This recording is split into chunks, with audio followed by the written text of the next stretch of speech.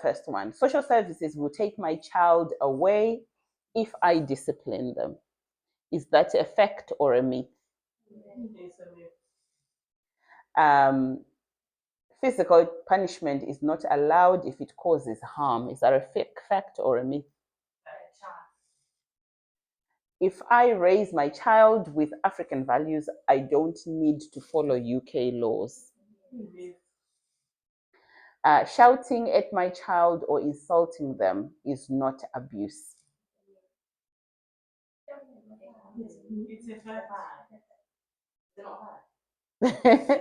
Shouting at my child or insulting them is not abuse.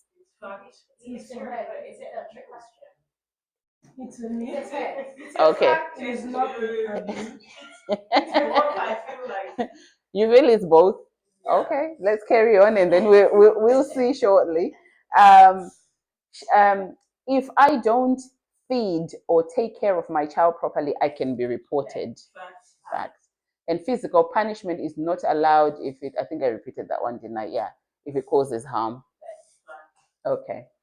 Um, so, I will move on to the next slide, which shows you some of the myths and facts that go through. So the one about if I shout at my child, it's not abuse. Shouting at my child or insulting them is not abuse. It's a myth. It's a myth.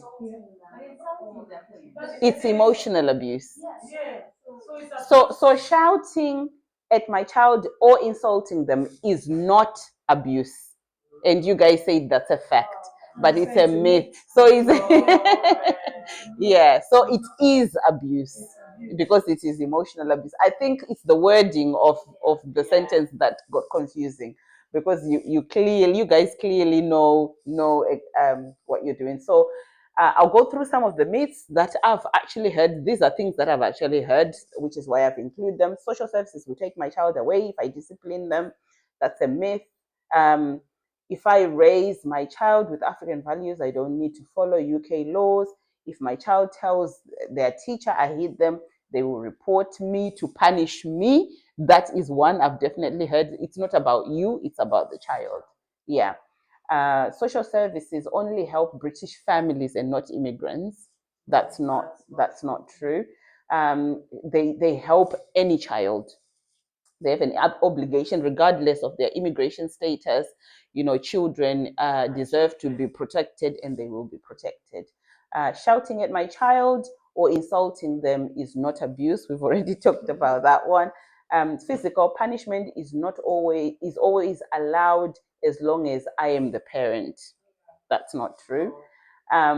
If I love my child, social services will not get involved, no matter how I discipline them. That's not true. Because even as a parent, you should not be abusing your child. If you do, then social services will get involved. And then the facts are social services want to support families, not separate them unless a child is in serious danger. And I think that's a big one because a lot of people think social services are just out to get people's children. They're not. It costs a lot of money to put children in foster care, and local authorities are struggling. They only do that when it is absolutely necessary. And also, another thing, just to point out, it isn't social services that remove children, it's the courts. So, social services have to present evidence to a court that a child is at significant risk of harm, and the court makes an order that yes, this child cannot be within their family because they are suffering harm, and that is what gives social services the power to then accommodate the child. But social services don't have powers to remove children. The courts and the police, because police can use police protection powers to remove children. UK laws apply to all families regardless of culture or background. I think we've already touched upon that. Teachers and professionals must report about child safety. It's a requirement. It's a safeguarding requirement. And that applies really to anyone. But it's specific about the teachers and professionals, because so many times I hear stories about, the teacher is targeting my child, they're questioning them, and this is how my child is saying this. Teachers are trained to observe children's behaviors, children's mannerisms, where they can see that a child is either not happy. Remember, I always say to people, teachers spend most awake time with our children, because our children are in school from 9 till 3:30 most of the times. And that's the most awake time they have in a day, because by the time they get home, by 7:30, 8, 9, they're going to bed. So the teachers get to know our children really well. So if your child is feeling a bit low, they're looking a bit sad, a teacher is going to pick up on it, and they're going to speak to your child. They're going to ask your child, how are you feeling? And if a child feels safe in school, then they're going to feel safe to say exactly what is happening. It doesn't necessarily mean your child has been targeted to be asked these questions. It just means that teachers are concerned about your child's welfare. And sometimes children do, make those sort of allegations or disclosures, and the teachers can't just ignore. They have to take action. Um, Child protection laws protect all children in the UK, no matter where they are from. Like I said, it's not about immigration status. Every child is viewed in the same way within the UK.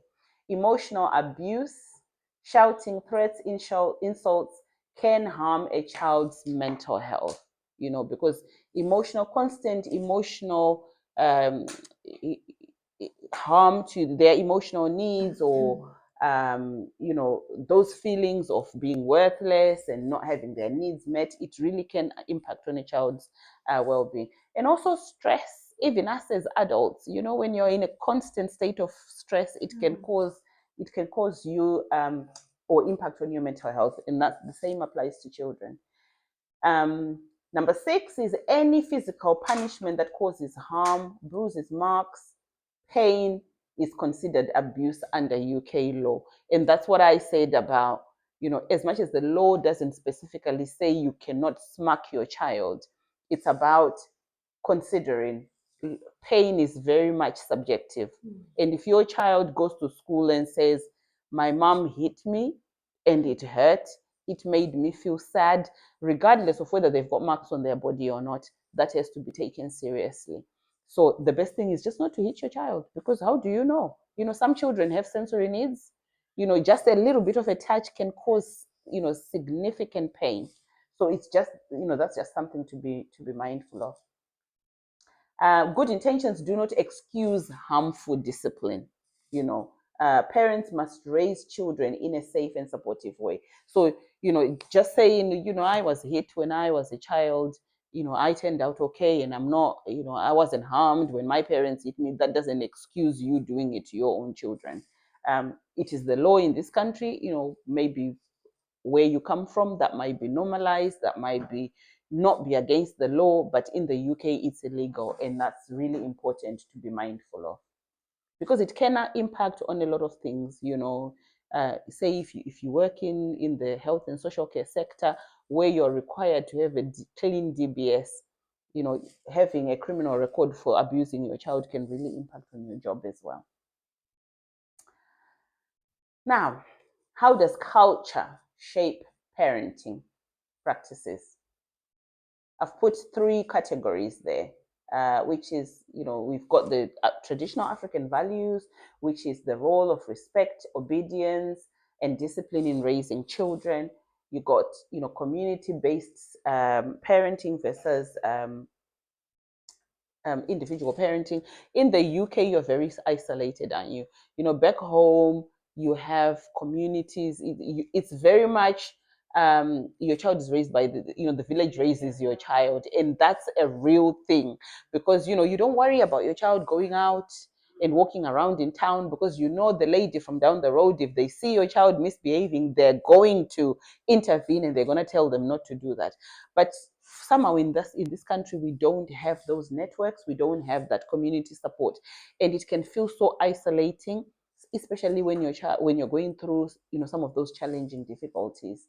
the use of physical discipline in African cultures, and its perceived effectiveness. Now, we just talked about this, that notion of, I grew up, I was being hit, and actually it taught me resilience. It taught me, to be a very good, valuable member of society. That's something that can be used as a real excuse within the context of traditional African parenting. And then you've got the cultural differences within the UK context, how UK safeguarding laws view discipline, which is obviously very different to Africa, or to the African traditional parenting values. Differences in attitudes towards authority and punishment. That notion of if you discipline your child, it's almost like smacking your child, helps them to respect authority, to respect, sort of like that discipline element, which it's not always, because children can actually lose respect for an individual that hits them and smacks them. How African parenting practices may conflict with UK expectations, which is something that we've just talked about. There is obviously the big element around intent versus legal and social impact. And I think that's where most African parents struggle to reconcile. When they say, I reached to hit my child, I wasn't abusing them, I was disciplining them. Trying to reconcile that with the law in this country that clearly states you cannot hurt your child. Then when you find yourself in that unfortunate situation, then having to now try to explain that, I love my child. And that's what I find with a lot of African parents that I've worked with, is that they are not abusing their children. They think they are disciplining them, but actually, in the context of UK law, that is abuse. And that's where I find a lot of parents would then struggle to understand, or they would really struggle to comprehend being called a child abuser, rather than a parent that is doing their job. Mm-hmm. It's we give what we have received. Yes. And I don't know, because you're working on this field, Mm-hmm. how can you help those parents? How you come to change it?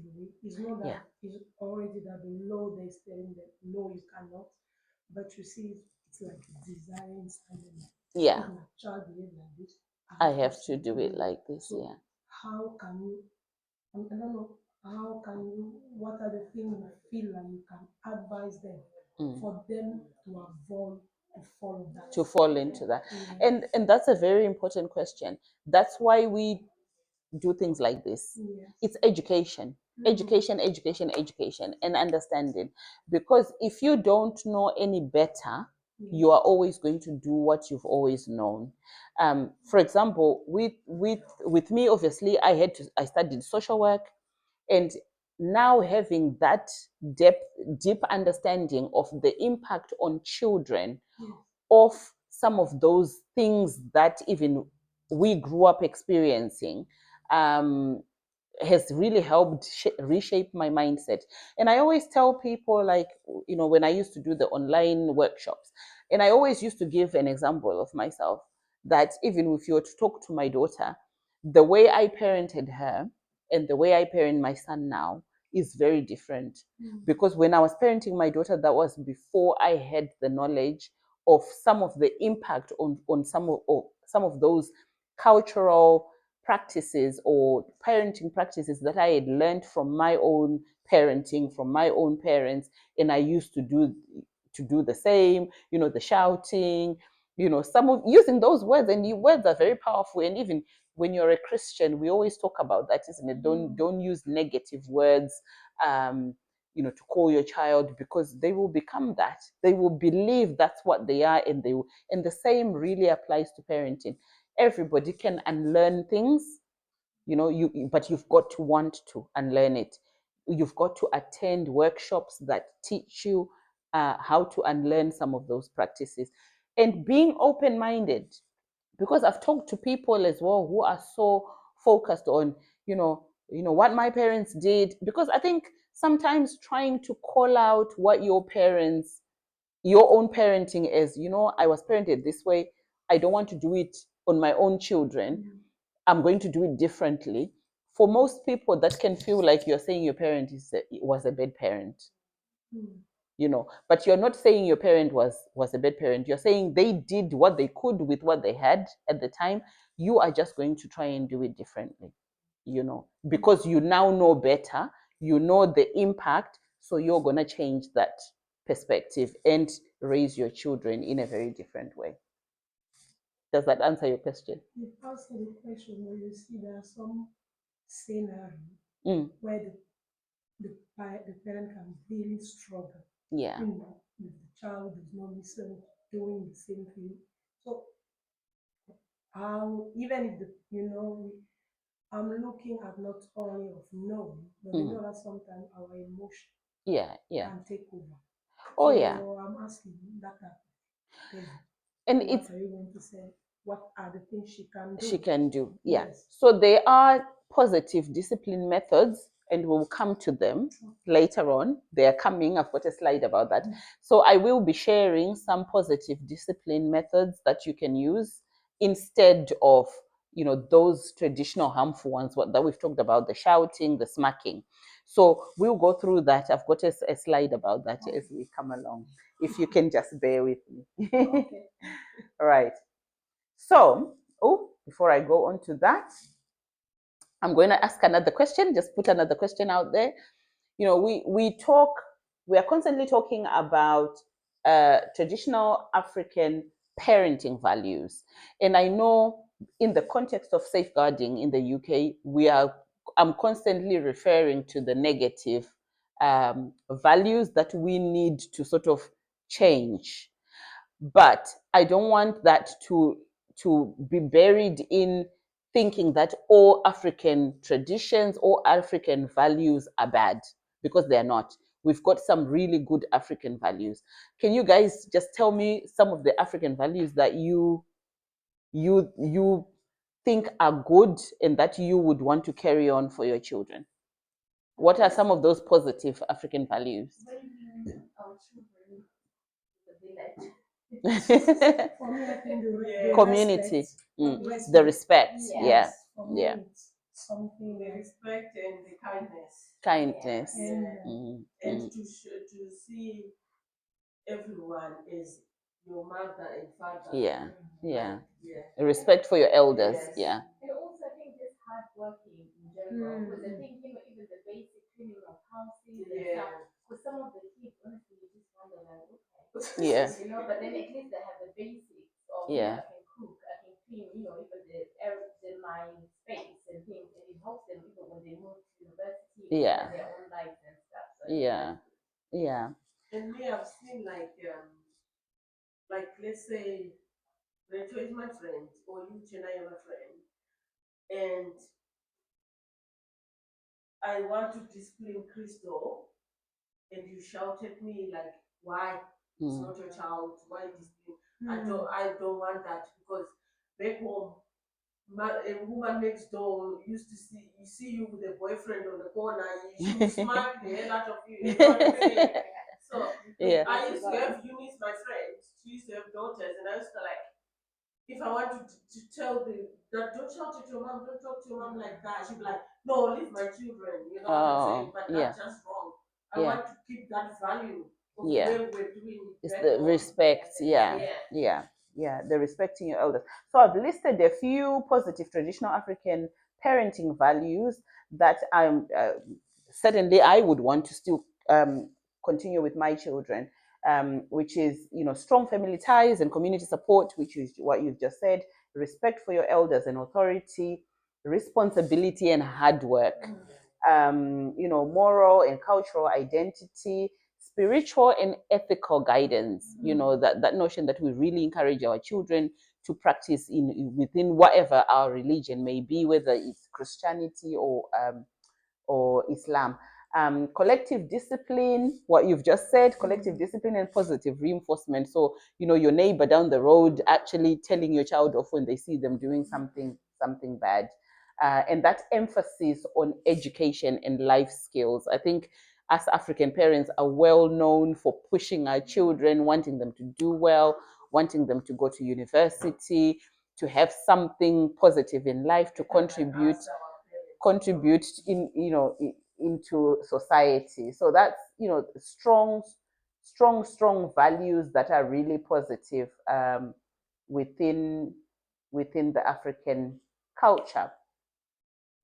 And I'm gonna go back again. Have you guys cheated? Right. And obviously we've talked about all the positive values, and some of the not so positive values we didn't talk about. We've already talked about that are illegal in this country. I want you guys now think about some of the parenting challenges that you face in the UK as an African parent when trying to balance your cultural values and UK parenting laws and expectations. What are some of those challenges? I think for me, it's more these relationships, like with children, when they get to a certain age and things. Because obviously, some of us were brought in the sense that you start bringing boyfriends when they're about to get, to marry or To marry you, yeah.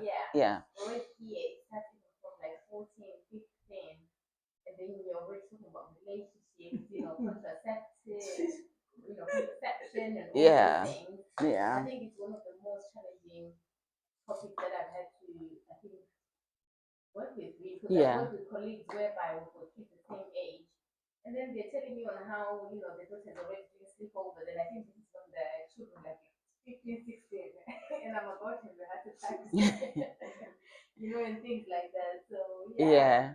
Yeah. and And that is so true. And that is so true. That's so hard, isn't it? It's similar to, obviously there's been a huge debate in the media, isn't it, about the sex education in schools. It's things like that where, where we come from, just talking about sex is not even something that, even at our age, it's not something that you can just readily talk to your parents about. It's something that is considered to be quite sacred. Yes. And having to have those discussions with your children and knowing that actually they are being taught about things like that at such a young age in school, that can be really, really difficult to reconcile with. Anything else? Anyone? For me, in fairness, I'm not going to say it's a challenge. For me, what I will say is being a mom, it's something new. Yeah. It's a big thing, and you cannot raise your child without looking what is going on around you. How can you do it in the safe way? But Yeah. I think for me, education, I think I put it more on me, because I feel like if I don't do it right, everybody's not going to be all right. So I Yeah. think it's more about adapting because of I'm coming from someone else. Mm. Mm. Yeah. Yeah. I've listed. Anyone else before I move on? Yeah, I just feel like it's the it's the English way of living, really. Mm. Everything. When you say it's the English way of living, The- the expectations on you. yeah, Yeah. no, yeah, on me and the children as well. Like, it's like I don't know. I still understand the UK law, but I don't, I don't, You don't fit yet. I don't, I don't fit yet because I don't believe in it. Yeah. I think you've got a point in that there is lack of cultural understanding within the systems that we work with, and that's so true. And it's something that is actually massive, and I've seen it a lot in social services where, for example, if you talk about an African parent being assessed, like the parenting assessment of an African parent being done by sort of like a white British social worker who has absolutely no understanding of African culture or the values or those things that are important to an African person. And they use a very Eurocentric um, assessment framework to assess an African parent. That doesn't work because some of the things that they may consider risk because they just don't understand them may not even be risk. They're just part of your tradition, part of your values that are not harmful, but could be considered harmful just because someone doesn't have understanding of that. And there is definitely a need for that to be a transformation, and that's not just with social services. And I think that's with any level, even doctors, even in healthcare, because I'm sure you guys have seen on the news where there's been talks about, the death of Black people because doctors sometimes cannot tell the signs because of the skin color is different, where in a white person it might show up, a different the skin color change. And we've even seen it in domestic abuse cases, isn't it, where a woman says they've been domestically abused and the police are saying there was no marks on their body, but because bruises don't show as much on a Black person as they would on a white person. So culture, you're right, it almost makes you feel like you don't fit in because the people you're dealing with have no understanding of your cultural values. I'm just looking at it even, I know it's out of context because I'm a nurse, right? And now we're starting to get a lot of other cultures or different people in care homes now. And then you tend to see them losing a lot of weight, and it's not really of anything, but it's because they're not used to the food. So Yeah. they're just not eating. Yeah. Then what's provided is the menus are kind of like just English menus, which then people don't eat. And then when they lose weight, we're quick to say this person's not feeling well. Yeah. Or something. Yeah. Yet it's actually You get sandwiches and you've never had Yeah, sandwiches in your whole life and because you trying eat to your traditional food. ask for Yeah. other foods which Yeah. are available because they're not used to that because we're just on the basic of English menu and things. There's a need for a huge transformation in terms of being inclusive and meeting the cultural needs of everybody. That's why I was saying we would want like these organizations that teach them as well as they are teaching us. You understand? Like, Yeah. okay, yes, I'm in your country, but I'm Zimbabwean first. You understand me? So this is how I believe. Yes, I understand about the law because I'm in the country. It's the same thing if they come to Zimbabwe, they should obey the Zimbabwean laws, isn't it? The same thing. So I'm just saying, educate us and let's educate you as well. Yeah. Yes. Yeah. So that we help our kids. Because so many crimes that our kids are doing, it's because they're listening as well to only this culture. Yeah. Yeah. Than our own culture. Because yes, back home there's crime, but there was not like this stabbing. And every time it's like a Black boy he stabbed this one or this and that. You understand? Cultural competency training is very important, yeah, and it's very needed. Right. So I have listed a few of some of the challenges that, some of the things that I've come across with people that I've spoken to, which is, that balance between discipline and safeguarding laws that we've already talked about, and you saying, okay, what else do I do? Because this is all I know. What else can I do? What else can I use? And there is also a big thing about respect and the child's rights, and as we've already said, in the African context, respect is a very, very important thing. But in this country, it's about balancing it with the child's rights, and parents may struggle to reconcile with that. I'll give an example where, a child has a right to be heard, to be listened to, and I talk about this a lot, where you tell your child to do something and your child sort of says, but why? And you feel offended because they've and you feel offended because your child has asked why. They want to know why. Why can't you explain to them why? And then you say, because I said so. But they deserve to know. Imagine someone just asking you to do something and you don't even understand why you're being asked to do it. So but if I ask you to clean the plate, why would you ask me but why? Oh, I'll do it later. And you want it, I want it done now. I want it done now, you know. But they might be saying they'll do. Is what I wanted to say. That's why you should know, is it a challenging why or is it a why that I want to answer? Because that's why we need why Oh yeah, but that's it as well, because it's about language and context as well, isn't it? Like you've just said, Claire, you know, it's the why. What, in what tone has the why been said? Has the why been said in a, actually, mom, I'm really curious, oh okay, why do you need, or are you saying why to be disrespectful? But do you guys not think that sometimes we may interpret that why in the wrong context? Because in the African context, because a child just genuinely wants to know. Yes, let's say we are in UK, but we know that the children play. Cannot say to a child when they play and say why. Yeah. Definitely, you know, Mm. I don't want to do it, but I gave you my food.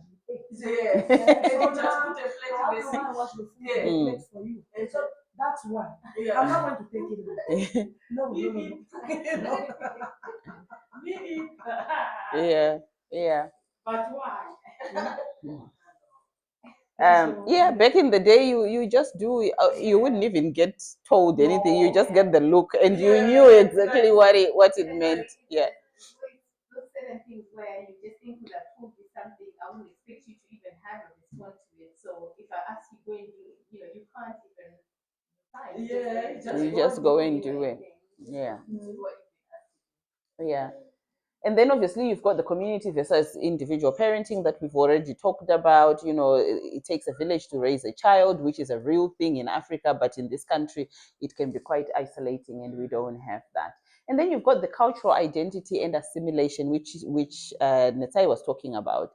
You know, basically feeling like you have to lose yourself to fit into the British system, where you shouldn't have to lose your identity to fill in, to fit in. And it's about adapting, maintaining, and I think that's why it was so important for us to highlight all of those positive values within our cultural, in our African cultural, in the African cultural context. We do have really positive values that we should not have to do away with in order to feel like we fit in, and that can be a real challenge for people. um, Language barriers, obviously, loss of, your native language, with our own children. That can be really difficult, isn't it? Because they're going out there, they're meeting with other children, and trying to get them to really embrace their own language, their cultural identity can be a real challenge. And that can lead to a real fear for us as parents about, raising children who have an identity crisis, because actually in this country they're told you don't belong here. This is not your country, but that's where you're raising them, that's what they're exposed to. But they also don't belong in your country because they've lost that language, they haven't developed rather that language. Or when you take them back home, they feel like foreigners in their own countries as well, because they don't quite fit in anywhere, and that can cause quite a yeah, culture clash. And that's why most of our children actually are a lot more vulnerable to grooming and being exploited into criminal exploitation, because actually they're just wanting to belong somewhere, and a lot of the times the system doesn't make them feel like they belong. um, Social services and fear of intervention, what we've talked about previously about all of those myths, because that's what you see on social media all the time. People saying, oh, my children have been removed. And the thing is, people will not tell you the truth about what's happened, why it's happened, but they will say, oh, this has just happened. And everybody jumps on the bandwagon of wanting to, social services are bad, they're this, they're that. But you actually lose sight of the real reason social services are involved. There are criteria and thresholds why social services get involved with families. They wouldn't just get involved. It's actually against the law for them to intervene where it's not needed. So they have to justify why they are intervening with a child or with a family. Balancing work and family life. Like I said, this is a real one, particularly for people that come here and they have to work and they need, they need to support their families. They need to be working, and like working shifts, it can be a real challenge, and you can really lose that time spending with your children. And in this country, as you guys know, the weather is terrible. The communities we live in, children can't just go out and play outside like we do back home. And so that can cause, a lot of depression. And I think I always tell people that I suffer from SAD, which is that seasonal affective disorder. In the winter, I am the most miserable person ever because the weather is just depressing. But in the summer, I just have this newfound burst, and I'm just such a cheerful person, and that can happen to children as well. So that's a proper real thing. Emotional expression and mental health. The emotional expression is quite interesting because how many times have you heard that a black person, in the way that they talk, is aggressive? You know, and some of that stems from our culture, our how we were raised, how we speak, and also, just as African, we are well known for speaking quite loudly. Yeah, but that's just us. That's how we are. But that can be read as something else, and sometimes that can be, you find yourself in a public space, you're meeting with your friends, and you're loud, and you see people looking at you funny because you're being loud, you're being rowdy, as people like to call it. You know, It's a stereotype as well. it's a stereotype. Because Absolutely. some of them here, they can shout and you look like, Yeah. is there a woman talking like that? Yeah. It's Yeah. really, and I always make that joke to my son. Did you want to go? They're like, no, no, no, no, mom, please. Mm. Yeah. Absolutely. And then you've got your gender roles and parenting expectations, obviously, those challenges that we hear about for people who relocate, particularly husbands and wives, where you have a husband that has never changed a diaper in all their life, they've never washed a dish, because culturally, that's not expected. Culturally, back home, having a house help is not a sign of wealth back home. It's a necessity. A lot of people have that. But when you come over here, you don't have that. And actually trying to have house help costs more than your own salary. It costs more than your own salary. So, so that can be such a culture shock as well, and such difficulties where, the wife is working shifts and now the husband is expected to do school run and stuff like that. And that can cause a lot of conflict. And I think that's one of the challenges that people struggle. And with mental health, particularly with African men, they really struggle when they come over here because it's so different. Back home, African men, they finish work, they go to the pub, they don't go to the bar, they interact with their friends, and then they go home. That is the norm, that is expected. But in this country, they don't have those networks because when they finish work, they get home, they don't have buddies to go out with because the buddies are also at work. So, they feel so isolated. That's something that they've never experienced before, and that can be quite difficult. Um, religious and spiritual differences, understanding, there's a huge thing around dangerous cultural practices, where actually your own religion, some of your practices can be seen as dangerous, within this country. And then that can be so difficult to reconcile with as well. Yeah, and that fear of losing cultural values, like we've already talked about, losing our identity, being able to support our children to understand and maintain their cultural values can be quite difficult. So adapting while maintaining cultural identity, and I think that's what you were talking about.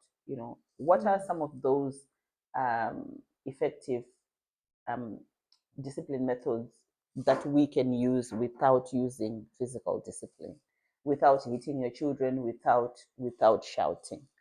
And those are some of the things that you need to adapt with, using things like taking away gadgets if children have gadgets, reducing their bedtime, saying if they are gonna go out with their friends, saying you're not going out with your friends, and it's some of those things that you using incentives of things that they like to do, taking those away to teach them consequences. Because I think communication, definitely sitting down with your child. My daughter says I over explain all the time. And she absolutely hates it. Even my son says I over explain, and they absolutely hate it. But sometimes it's important to explain, because sometimes children need to understand why you are saying they shouldn't do something. Why you are saying, for example, if you've got two children, you've got a baby and you've got maybe a 5 or 6 year old. A 5 or 6 year old is old enough to understand if they're jumping around and they fall on their baby sibling, that can really hurt them. But just saying, don't do that, stop it. And that's what you get a lot. People say, stop it, or don't do that. Why? Why should I'm enjoying jumping around. Why must I stop it? Why are you asking me to stop it? Say, no, actually, do you know what? Wait, if you keep jumping and you jump and you accidentally fall and you land on your baby sister, you're going to really hurt them. Do you want your sister to be hurt? That gives them understanding. That gives it context as to why you're asking them.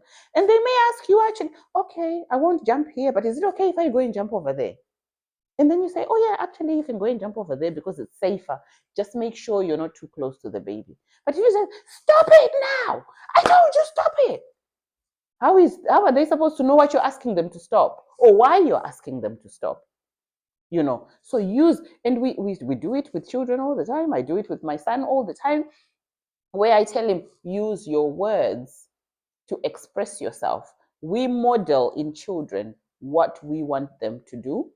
So if you're shouting, if you are being angry and not saying why, how do you expect your child to be able to regulate and also model that behavior? That, because they will only copy what you do.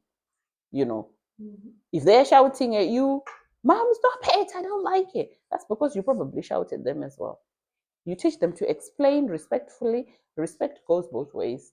I know we keep talking about respect being a positive cultural attribute in Africans, but it goes both ways. Children require respect. The more you respect them, the more they respect you as well.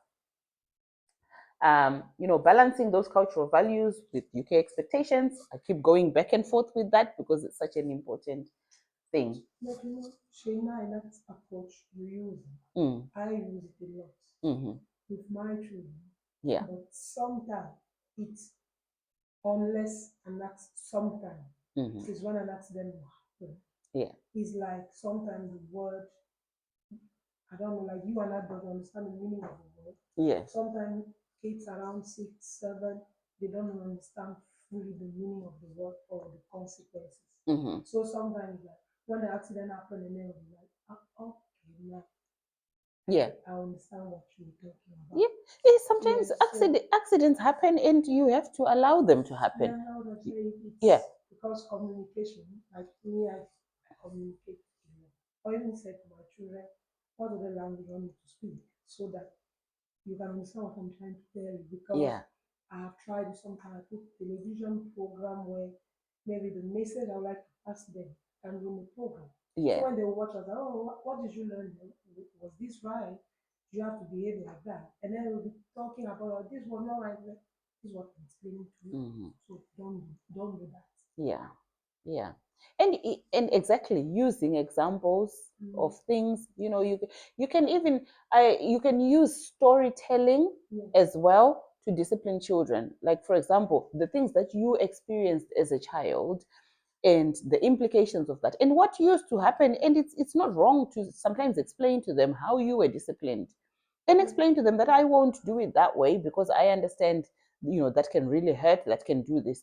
However, we need to work together, and we need to come. I remember I used to say with my daughter when she was younger, when things used to happen and we would fall out, and I would always say to her, look, I've never ever, I even remember specifically when she was just before she turned 11, and I used to say this, I've never been a mom to an 11-year-old. I've never. I'm learning. to be a mom to an 11-year-old. You've never been 11. So you don't know what it's like being an 11-year-old. So you're learning, I'm learning, we have to learn together. And sometimes that's just how you have to spell it out to children.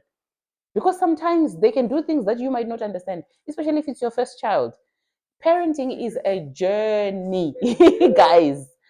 Parenting is a journey, and you're constantly learning. And even if you've raised a child, they come with different needs, and every child is different. So it's always reminding yourself that you're constantly learning and not comparing your children. This one doesn't do this. Why do you do this? Because your sibling doesn't do this. Because sometimes I don't know anymore what to say. but it's about giving yourself, be kind to yourself. Yeah, be kind to yourself, give yourself grace. You are doing the best that you can as a parent, and that's what you just have to keep reminding yourself. I'm doing the best that I can, and I'm on a learning journey, and I'm always going to be learning. As long as you tell yourself that nobody's a perfect parent, you can never be a perfect parent. As long as you know you're doing the best that you can, and that's what you can do. For me, it's what you say is what how you call. For me, it's school. Yeah. So I always say that as the day starts, this is Yeah. a new day. I don't know what is in the call, but Yeah. I will try to cope. But other thing is, for me, I think the parent does not sleep well. I had a lot of things that is not going to cope with. Yeah. So for me, I think it's not even about, because the culture can be like we're talking about. But when a parent does not sleep, you take things sometimes not the way you should see it, Yeah. because he's tired, and the tiredness will show frustration, no patience, and all those things. So for me, this is good, but I think parents shouldn't. Yeah. Yeah. Yeah. And also tapping into whatever you believe in. Tap into whatever you believe in. If you're a Christian, pray Yes. about it. If you're not a Christian, whatever, if you believe in any type of spiritual thing, tap into whatever you believe in, because sometimes it helps you to calm and to see that bigger picture, see that bigger purpose as well. It really helps. Yeah. And obviously the importance of education, communication, and positive reinforcement that we've already talked about. That importance of education, it really helps in that adaptation that we are talking about. You're constantly learning, you are constantly trying to better yourself as a parent. Yeah. What about when you are learning, but the Okay. child you are talking to is making you feel like you've not even gone to school for one day. What do you mean? I'm sorry for laughing, but that's funny. What do you mean? Like, Mom, you don't know nothing. Yeah. Yeah, it's like, oh, Yeah. Mom, you don't know nothing. Yeah. Thank So you. how do you work with that? Yeah. Yeah, when she's just telling you that that is not it. I know more than you. But you also have to be willing to learn, isn't it? You tell them to teach you. Whatever it is they think you don't know, are you taking time to spend with your child to learn what they think you don't know? And sometimes being honest doesn't help, about saying, oh, actually, I don't know this. Can you help me with it? Because there's a lot we don't know. These kids are so clever. I know, but what I'm saying is, you'll be telling him not to do something. Or yeah, then they're like challenging me, like, oh, but no, it's supposed to be like this, like that. Yeah. But I know. So that's what I'm saying is the right thing. Yeah. But how do you know what you're saying is the right thing? No. I'm not questioning that to be funny. But what I'm saying, there's a reason you know what you're saying is the right thing, isn't it? It might be that maybe you've experienced it before. Maybe it's something that you've come across. You know it from experience. then that's where that storytelling I'm talking about comes in, isn't it?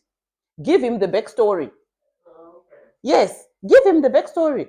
No, actually, I'm saying this because it has happened to me when this and this and this happened, and I had to do it this way. That's how I know that's the right way to do it. But if you just say, I know that's the right way, you are doing that thing that we were talking about. We say because I said so. So give the backstory, help him to understand why you're saying it's the right thing. I know this from experience, my child. It's because I have done it, because this has happened like this. It helps. Trust me, it's hard. I am not saying this because I want you to think, oh, it's all hunky dory. But as you guys know, practice makes perfect. The more you do something, the more it becomes a habit. And before you know it, it will just change. And So what if you are a parent that is impatient? Yeah, then So practice your patience. Yeah. You have to also now, because already you've got a problem. So now it's also up to you to start finding ways of dealing with your impatience. Because then sometimes it's not fair because you're projecting your impatience on a child and not now giving them even a chance for them to express themselves. And you're modeling it on them as well, because they also become an impatient person. So you're now raising a mini you. Yeah. When you say you're impatient, what you mean? Because I know them, you carry 9 months. It was not easy. You had to be patient for 9 months. And when you go there to deliver, it's another story. No, it's not that. Yeah, so It's like there's something like when what Shena is saying that he's sitting down, you speak, you explain, and you're just not patient enough. Yeah, because you just feel like you should be getting what so you want how you want to do it. No, I still want him to say something, but when I feel like okay, what you're saying, You're not getting what you want. Yeah. Then already. For me, I don't know if what I would say makes sense, but I think we're not raising the children on our past. We're raising the children, the present context we are. Because yes, we have to pick from our past to raise them, but it's not always how I remember I used to be punished for the thing that I did not do because and my parents found out maybe 2 days after I been punished already. So all they would do like come and take little have the present. They never said sorry. And that's staying in my heart. That's hurting. So for me when I think about things like that, I might say something to my child, but when I think about it, I'm like, no, come and explain to me. What are you trying to say? And even if I feel like it's burning me, I'm trying to explain to him that this is your action. This is the consequences. If mommy felt this way, it's because this is my word. Because you see, I'm not always going to be out there. There is a time you'll be out there, and if this attitude you keep it up, it's not me who's going to blame you, it's going to be the society, and it will be your name. So, what did you choose? And from there, the child does not change straight, but you can feel like start going. Yeah. And I think also as parents, sometimes because we've already also gone through our own traumas and stuff, it's also important to have therapies and stuff. But sometimes I've noticed, even as you say, let's say if you're impatient, it also comes back from somewhere. So actually start working on yourself to see, actually, you know what are my triggers? Why is it that I get so impatient? What has happened? And stuff. Because sometimes it's then hard of dealing with something if you haven't actually dealt with it with your own, to try and then even teach yourself, as you say, you get to where I've told you something, I'm just getting frustrated now, you're not listening. But it's because you haven't also learned to deal with your own emotions and stuff. So it's also important to actually, go for counseling sessions, like available services also that are just there for dealing with your own childhood traumas yourself and things. And I think for me that's what has helped me. Like sometimes having therapy, which I've done before of different things, to be able to even deal with whatever else that comes around me. It can be friendships, children, whatever it is. Yeah, and things. So yeah. So because it's hard, parents. And it's good to be truthful with with yourself. Yeah. Because for me, when I cannot cope, I just say to them, it's over now. Yeah. We're not talking anymore. Everybody, if you want to go there, I'll go Yeah. there. Because I know that the next day I'm not in control anymore. So because I learned to read myself. This is, and also this is my children. I don't want to hurt them because I was not on the right man. So you take, well, if you feel like okay, I'm impatient, this I cannot leave it. Take a break from it. It does not mean that you are weak. It just means that you find, and you know, and I find the children very cheeky. Mine sometimes they do something, they know exactly how I'm going to react. Yeah. If I did not do it that way, they come and ask me, Mommy, how are you so quiet? And sometimes this is when mine will start like, what? So you And they know. Yeah. and they know, like a book, but like an adult, what do you do different as well to win their respect? And to understand that no, mommy, she's smart, or mommy, she understand how mommy can cope. Yeah. Yeah. So and this. No, I feel like my son has already mastered me. Yeah. How old is he? He's 13. Of course. He has mastered me because there's a time when my auntie visited, because I like my things in a certain way, like organizing my house or something. Yes. So she was like, she said, I'm monitoring her, like,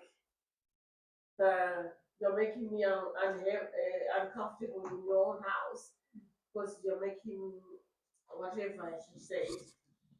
Then my son was the one who answered there that don't shout at mom, auntie. You know how she is.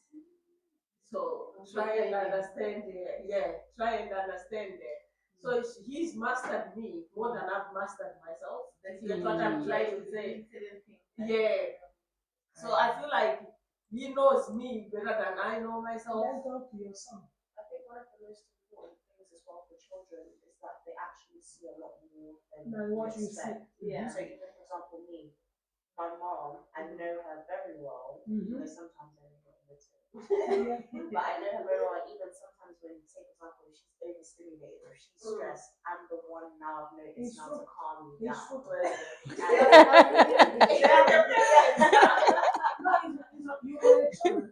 You are a child as well, you could have done that with your parents. This is that they are doing. So you already aware, like, when this will start, that's the way I'm going to do. So now that I'm saying, for you, no, but that is true, because when you live in the same house, you know, and that's why, like I keep saying, remember, you model to your children.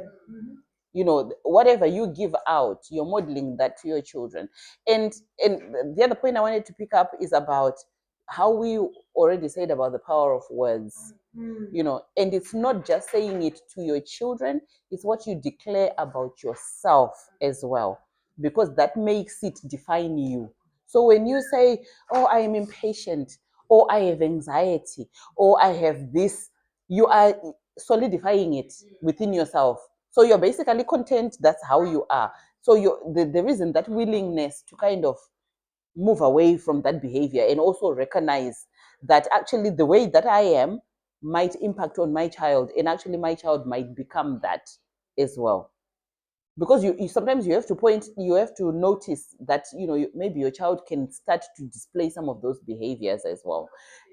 And I noticed it absolutely with my daughter, like she says now, because I noticed the exact same way I used to respond to things is how she would respond to me when I was asking questions.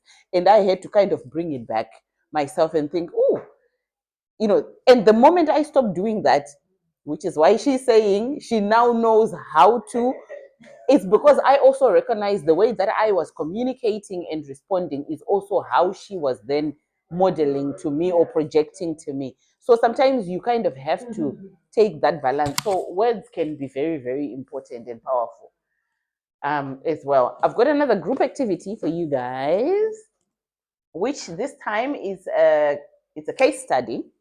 Right, I'll read it out because it's a little bit long. So you got a father, Mr. Ade, who's a Nigerian father living in the UK. He believes in using physical chastisement or physical punishment to discipline his 10-year-old son, Tunde. As he was raised that way. One day, Tunde's teacher notices bruises on his arm and back during a PE session. Back during a PE session. When questioned, Tunde says, "My dad hit me because I didn't do my homework." Following safeguarding procedures, the school reports the incident to social services.